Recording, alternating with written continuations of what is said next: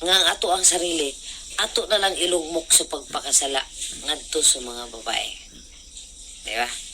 Kaw atong ilugmok ng sarili, luoy kita mga babae, hayahay kayo. Igo ra mo chat, mga na problema, oh, ikaw po nga tumboy po, hara-hara po dahil ka. Susupat na kadikada mga idol nga sige kong relasyon sa mga babae. Wa ko'y nakuha eh. Wa ko'y nakuha aning pakigrelasyon sa mga babae. Sultihan ta mo. Mo nang ako nabuogin ako ni maong desisyon mas maayo pa si laki kay dili pa ko mahago. Og babae ako'y mahago. Ako'y mahago yun. Napodpod na ni akong kamot, akong dila wala na. Mo nang ako anang usbo ng akong panglantaw sa akong kinabuhi. Dili na ko anang mga babae-babae. Mo magyapog babae. Ha? Una, sakit kayo mong kamot, sakit pa yung dila. Ikaduha, ikaw maning kamot para ihatag kwarta sa babae. Ikatulo, ang babae pod naapoy uyab pod lalaki, kung dili tumboy. Ikaw sige kag suporta, unsay mo ihatag para sa imo ang hinigugmang babae. Ikapoy nagyuguan ng style na. Klaro lang. Upat ka dekada ko yun ana. So natagbaw na yung ana. So gusto ko mag-usap. Gusto ko kanang dili na ko pagiglambigit ang mga babae. Kaya nga alalan ra banda.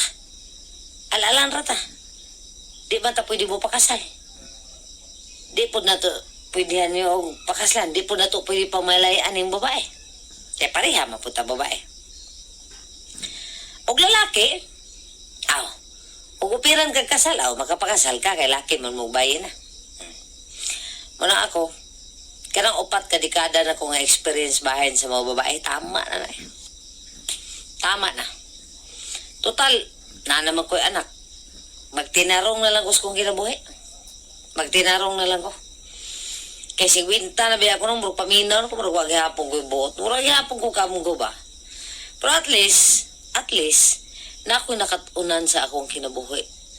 Upat ka dekada nga dili di ay pwede. Nga ang ato ang sarili, ato na lang ilugmok sa pagpakasala ngadto sa mga babae. Di ba? Kaw atong ilugmok ng sarili, luoy kita mga babae, hayahay kayo. Igo ra mo chat, mga na problema, oh, ikaw po nga tumboy po, hara-hara po dahil ka, hatag po dahil ka kwarta. Ang pag-iman-iman, ang imong uyab, naapoy uyab lain. Di ba sakit siya pamalandungon mo na ako? Mas maya pag mag-usap ko. Manang ka ng ubang tumboy, manawagan ko.